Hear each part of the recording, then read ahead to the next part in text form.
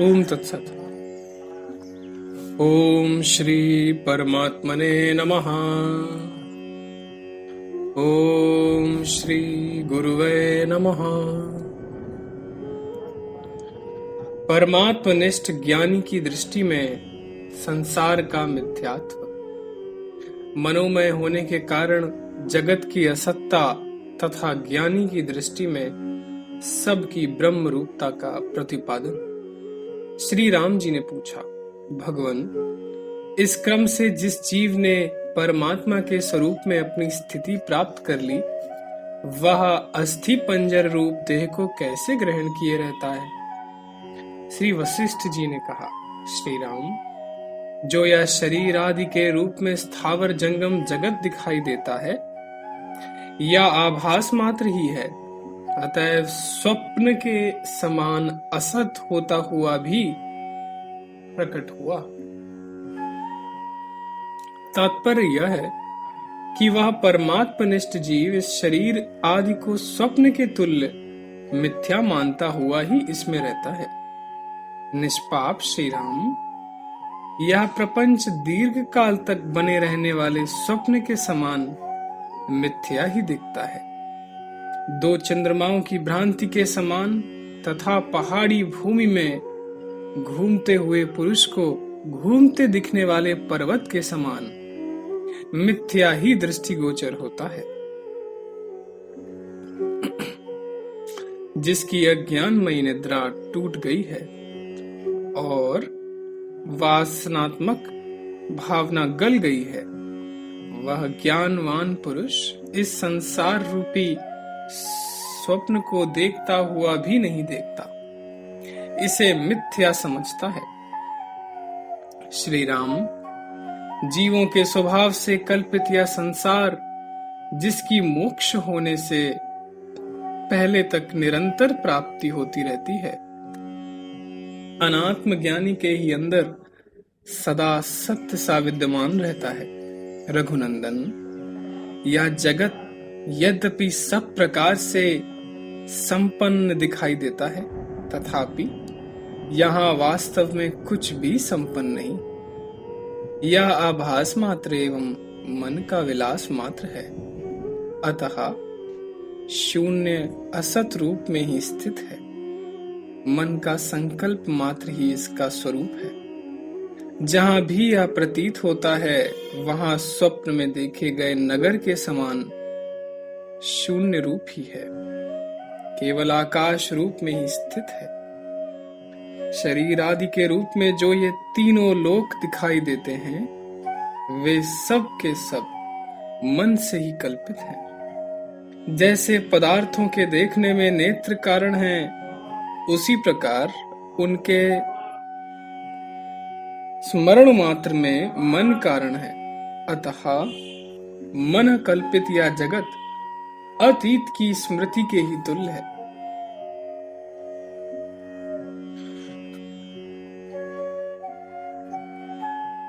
श्री राम, मन की इस अद्भुत शक्ति को तो देखो।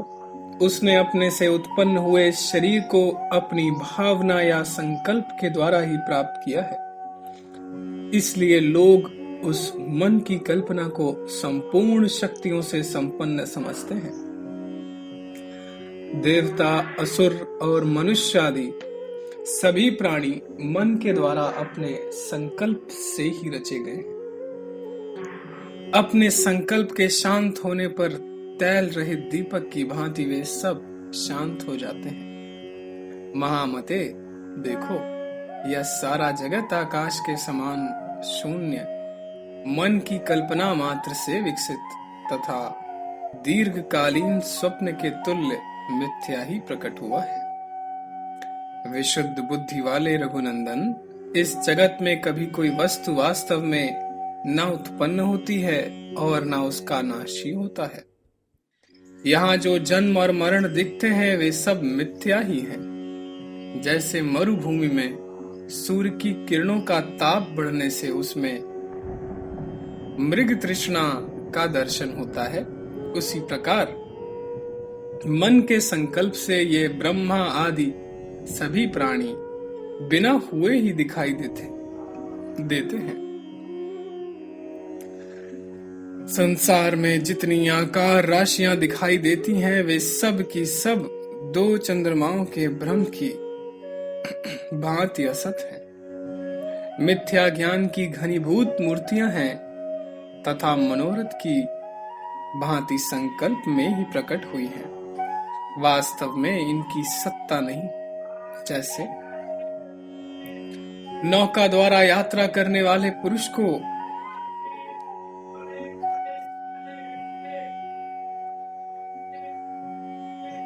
नदी के तटवर्ती वृक्ष और पहाड़ आदि मिथ्या ही चलते हुए प्रतीत होते हैं, उसी प्रकार इन दृश्य आकारों की परंपरा नित्य असत्य होती हुई ही सत्य सी प्रकट दिखाई देती है।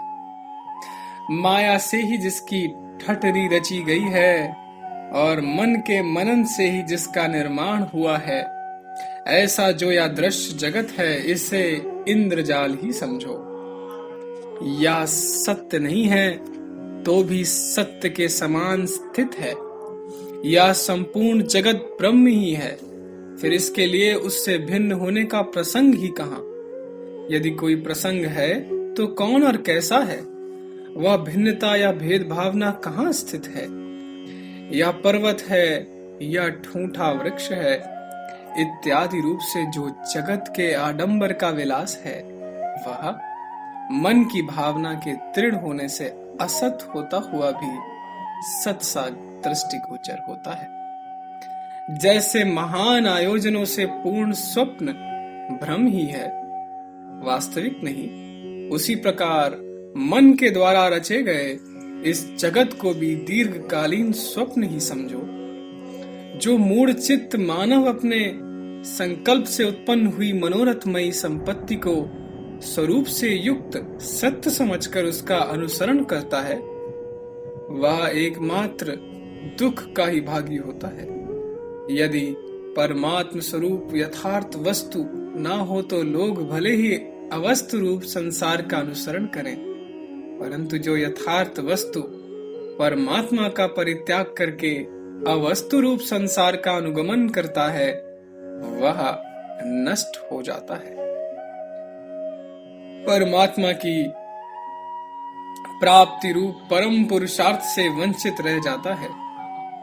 जैसे रज्जु में सर्प का भय मन का व्यामोह धर्म मात्र ही है, उसी प्रकार यह जगत भी मन का भ्रम ही है।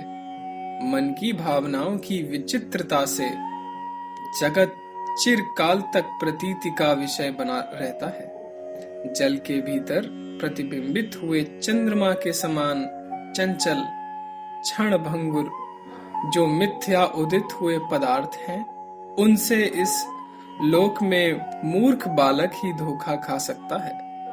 तुम जैसा तत्वज्ञानी नहीं। यह जड़ संघात देह आदि रूप जो विशाल जगत दिखाई देता है, मिथ्या ही है। मन के मनन से ही इसका निर्माण हुआ है। जैसे हृदय में स्वप्न या संकल्प में नगर निर्मित होता है, उसी प्रकार यह जगत भी मन के संकल्प में ही निर्मित हुआ है। वास्तव में इसकी सत्ता नहीं। यह दृश्य प्रपंच मन के संकल्प से उत्पन्न होता है और उसके संकल्प रहित हो जाने से विलीन हो जाता है। इस तरह यह समृद्धिशाली गंधर्व नगर की भांति बिना हुए ही दिखाई देता है। हृदय में मन के संकल्प द्वारा कल्पित विशाल नगर का विध्वंस अथवा अभ्युदय हो जाने पर तुम ही बताओ किसकी क्या हानि होती है या किसको क्या लाभ हो जाता है।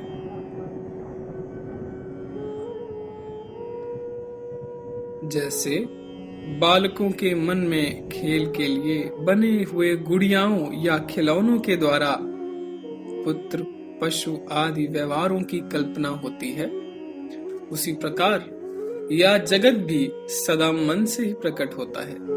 जैसे इंद्रजाल के द्वारा रचित चल के नष्ट भ्रष्ट होने पर किसी का कुछ भी नष्ट नहीं होता, उसी प्रकार मिथ्या प्रकट हुए इस संसार के नष्ट हो जाने पर भी किसी का कुछ नहीं बिगड़ता। जो वास्तव में असत ही है, वह यदि अविद्यमान हो जाए तो किसका क्या बिगड़ गया। इसलिए संसार में हर्ष और शोक का आधार कुछ भी नहीं। महामते, जिसका सदा से ही अत्यंत अभाव है, उसके नष्ट होने से क्या नष्ट हो जाता है। और जब किसी का नाश ही नहीं होता, तब उसके लिए दुख का क्या प्रसंग। एकमात्र प्रपंच का ही विस्तार करने वाले इस असत्यभूत समस्त संसार में ग्रहण करने योग्य कौन सी ऐसी वस्तु है जिसे विद्वान पुरुष ग्रहण करने की इच्छा करे। इसी प्रकार जो सर्वथा सत्यभूत ब्रह्म तत्व में है, उस समस्त त्रिलोकी में कौन ऐसा हे पदार्थ है जिसका विद्वान पुरुष त्याग करे। अर्थात तीनों लोक ब्रह्मभूत होने के कारण चिन्मय हैं, उनमें विज्ञान आनंद घन परमात्मा के सिवा अन्य कोई पदार्थ नहीं जिसका त्याग किया जा सके। आदि और अंत में जिसका अभाव है, उसका वर्तमान में भी अभाव ही है। अतः श्री राम, जो अज्ञानी इस असत संसार की इच्छा करता है, उसको असत जड़ संसार ही प्राप्त होता है। आदि और अंत में जो सत्य है, वर्तमान में भी वह सत्य ही है। अतः जिसकी दृष्टि में सब सत परमात्मा ही है, उसे सर्वत्र परमात्म सत्ता का ही दर्शन होता है। जल के भीतर जो असत्य भूत चंद्रमा और आकाश तल आदि दिखाई देते हैं, उन्हें अपने मन के मोह के लिए मूर्ख बालक ही पाना चाहते हैं, उत्तम ज्ञानी पुरुष नहीं। मूर्ख ही विशाल आकार वाले अर्थ शून्य कार्यों में सुख समझकर संतुष्ट होता है, किंतु अज्ञान के कारण उसे अनंत दुख ही प्राप्त होता है, सुख नहीं। श्री वाल्मीकि जी कहते हैं, भरद्वाज, वशिष्ठ मुनि के यूं कहने पर दिन बीत गया, सूर्य अस्ताचल को चले गए। सारी सभा के लोग मुनि को नमस्कार करके सायंकाल की उपासना के लिए स्नान करने के उद्देश्य से उठ गए और रात बीतने पर दूसरे दिन उदित हुए सूर्य देव की किरणों के साथ साथ फिर सभा भवन में आ गए। ओम तत्सत, ओम तत्सत, ओम तत्सत।